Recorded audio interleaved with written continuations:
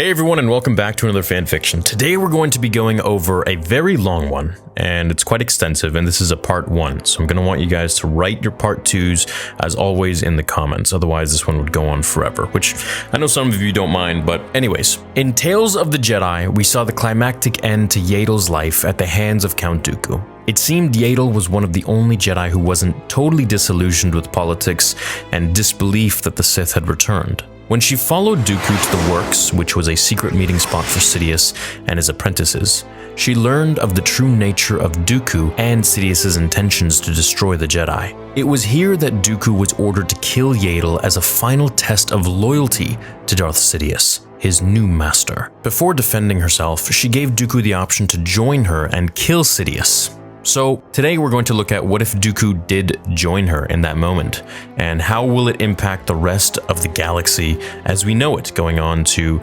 affect Anakin, affect Order 66, and the rest of the Jedi. Dooku, it's not too late. You can still right all your wrongs, no matter what you've done. I fought for Qui-Gon's position on the return of the Sith. I still believe the Council has become disillusioned and engulfed with politics.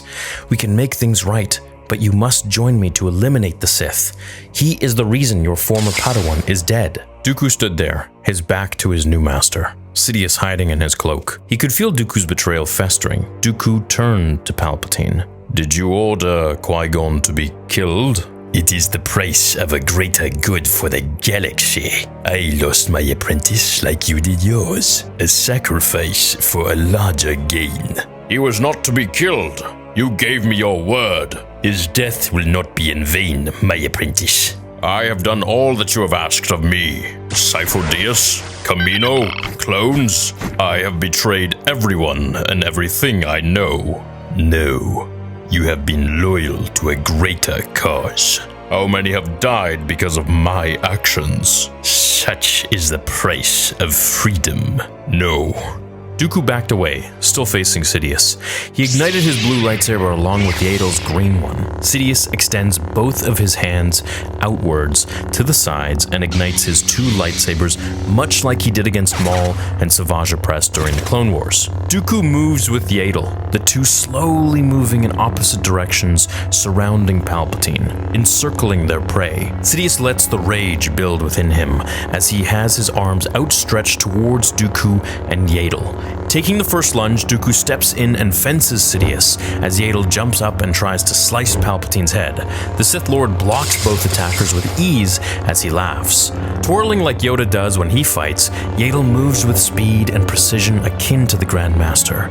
As Dooku holds his ground against Sidious, the fight wages on. His mastery of Form 2 Makashi proves itself in the duel against Palpatine. Now, Palpatine had mastered all 7 lightsaber forms, yet he was not as good of a swordsman as Dooku. Yaddle flipped and jumped as Dooku pushed his attack, and Sidious drew upon the darkness of the Force to move with immense speed, giving credibility to his name, the Shadow. It was hard to keep up with him, and yet Yaddle and Dooku knew how to control the pace of the fight, keeping Palpatine on his toes at every swing and block, parrying with ease and precision. Unfortunately, one misstep and Yaddle would be killed, which is eventually what happened in the duel.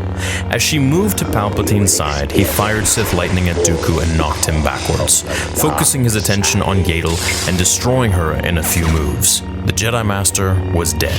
The Sith Lord was far too powerful and experienced in the dark side, and as Dooku saw her fall, he leapt at Sidious, and now the battle was uneven for the Jedi Master. You will soon join your apprentice for your betrayal. Dooku used all of his training and his experience to battle the Sith Lord, finally disarming him until Palpatine fired both hands full of Sith lightning at him.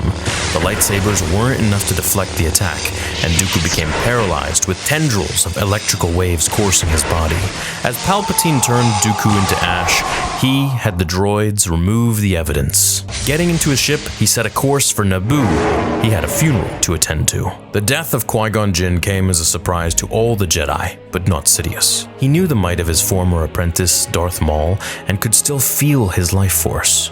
The sheer hatred and anger that Maul polluted the galaxy with in his halved state kept him alive, but also acted as a beacon for those sensitive enough to find him. A year after meeting young Anakin Skywalker, Palpatine flew to Lotho Minor to retrieve his former apprentice. "He lives," he said, watching as Maul had turned himself into this monstrosity of a spider. Palpatine took him in and reconstructed his body to give him normal legs, much like Mother Talzin did. He trained him further in the ways of the dark side and punished him for losing to Kenobi. Maul would go on to take Dooku's place, but with one problem. He didn't believe that they needed droids to win the galaxy over, missing the greater picture of Palpatine's plan. He always questioned Sidious, which annoyed him. Maul's only motive was to kill the Jedi and seek revenge on Kenobi. Palpatine assured him that when the time was right, Maul would be sent to the Jedi Temple to destroy all the Jedi there and to have all of his fun. And that's what leads us further down into the story. This is where it gets pretty interesting. If you're still with me, leave a like on the video and let's continue. The events of Star Wars would play out, with Maul running a similar course to Dooku. They would blow up Grievous's ship and turn him into the cyborg that he had become, introducing him to the galaxy a little bit sooner than we saw him in Revenge of the Sith. During the events of Attack of the Clones, General Grievous would be introduced as the general of the droid army and fight alongside Jango Fett during the arena duel. Fun fact, he was actually there and watching in the shadows according to the novel Labyrinth of Evil, which was released when George Lucas still owned Lucasfilm, so in my mind it's canon. However, of course, Disney does not see it as canon and they see it as legends. Grievous and Jango would be destroying Jedi in the arena, until of course Mace Windu would use the Force to crush his chest, just like he does in the original Clone Wars cartoon, causing him to cough forever. Jango would survive, and so would Grievous, as they get into the Slave One ship as it's summoned from Jango's wrist. Just as soon as the clones arrive, Jango knew all about the clones, obviously, and felt that they were nothing more than cannon fodder, which is exactly what he did when he got into his ship quickly. He opened fire on the arena, blasting Jedi and clones into dust, until the LAAT gunships all started firing on him, forcing him to escape. That is, of course, once Newt Gunray and the other Neimoidians were safe to leave. Anakin and Obi-Wan would head back to the Jedi Temple, where he'd eventually marry Padme on Naboo. Anakin would meet Ahsoka a little while later and train her to become a very powerful Jedi, while Maul continues to oversee the galaxy with Sidious, waiting for their moment to strike. Palpatine would continue to take Anakin under his wing and manipulate him. The nightmares of Padme dying in childbirth would happen all the same. It was the will of the Force, regardless of Dooku or Maul being alive. As the events of the Revenge of the Sith would arrive, Palpatine would be kidnapped by Grievous instead of Dooku, and Anakin and Obi-Wan would be forced to fight him on the Invisible Hand, killing him together. As they walk out of there with the Chancellor, the ship doesn't crash land on Coruscant, but rather lands normally, and the events of Revenge of the Sith play out just as Palpatine had planned.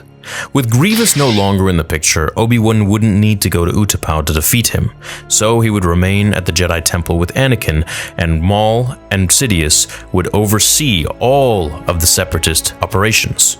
This would prevent Anakin from going to the Chancellor's office after being denied the rank of Master and denial of going to Utapau to fight Grievous, and therefore the time to reveal that the Chancellor is the Sith Lord would need to be done at another time. In fact, Palpatine would let his new apprentice reveal himself by executing Order 66 on the Jedi and then sending Maul to infiltrate the Jedi Temple. Anakin would go to Palpatine one more time before this all happened, and Sidious would tell him that he has the power to save the one he loves. To use his knowledge, he begs him. Anakin leaves in a rage and threatens to turn Palpatine into the Jedi Council. As you should, but you're not sure of their intentions, says Palpatine. Before Anakin can reach Mace Windu and Obi-Wan at the Jedi Temple, Palpatine reaches out to Maul via holoprojector. He orders his apprentice, who was stationed above Coruscant waiting in his scimitar spaceship, that the time had come to walk into the Jedi Temple and destroy the Jedi. Palpatine spoke into his comlink to all the clone commanders.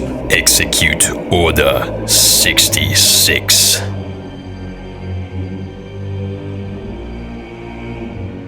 End part 1. Now obviously there were so many different angles and ways we could have taken this one. Dooku could have won, but I don't really think it's realistic. I don't think Dooku and Yaddle would be able to take on Palpatine. I mean, if Maul and Savage can't take on Palpatine, I don't think Dooku and Yaddle would be able to. Palpatine could have killed Dooku, and Dooku killed Yaddle quite easily. Therefore, I think it's fitting that, of course, the Emperor of the Galaxy, or future Emperor of the Galaxy, would be able to defeat Dooku, especially at this lower stage that he's at, since he doesn't even know how to use Force Lightning just yet. There could be another scenario where he does kill Sidious and Yaddle does survive, but I think we can address that at a later time. In this one, I would like for Darth Maul to go to the Jedi Temple and end up fighting Obi-Wan, Mace Windu, Anakin Skywalker with all of the clones, and I want Sidious to join him as well. I think Sidious and Maul entering the Jedi Temple to fight all of the Jedi would be pretty remarkable. Now, how this would work with Palpatine's political plans, I'm not really sure. He would have to do a very good job of hiding his face and remaining in the cloak, and if he can do that, then it is very possible that he may remain a senator, as they wouldn't be able to tell who it really was. So a bit of a different twist on this one. I just wanted to see Maul enter the Jedi Temple and end up fighting Anakin and everyone else along with Sidious, and I want to know what you guys think the ending should be like. So write your part 2s in the comments and let's hear them. Thanks so much for watching today's fan fiction. I will see you all in the next video on Star Wars Theory. Until then, my fellow Jedi and Sith friends, remember, the Force will be with you. Always.